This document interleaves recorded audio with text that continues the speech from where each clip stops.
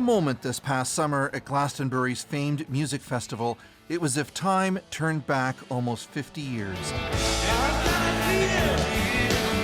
Paul McCartney and John Lennon singing a duet, sending shivers through the audience.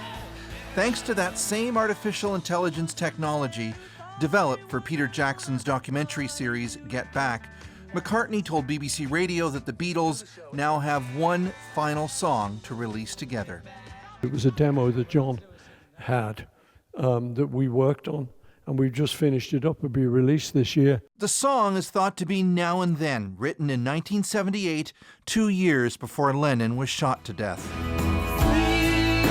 2 other Lennon-composed tracks were released by the surviving band members in 1995, but Now and Then was discarded because Lennon's voice track was too poor quality. We were able to take John's voice and get it pure through this AI.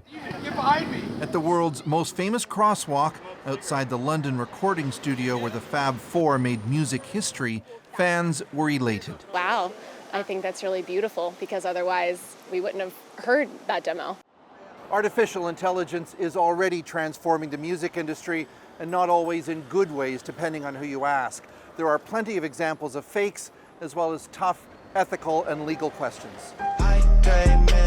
AI-generated songs with vocals sounding strikingly like Canadian artists Drake and The Weeknd recently went viral before being pulled from streaming platforms for copyright violations. Your data should not be used unless you have approved it. Martin Clancy is a musician, and he chairs a global committee exploring the ethics of AI in the arts.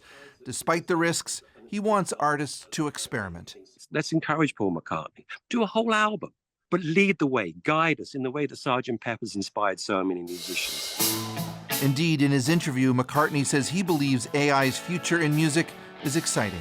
There's a good side to it and then a scary side. And we'll just have to see where that leads.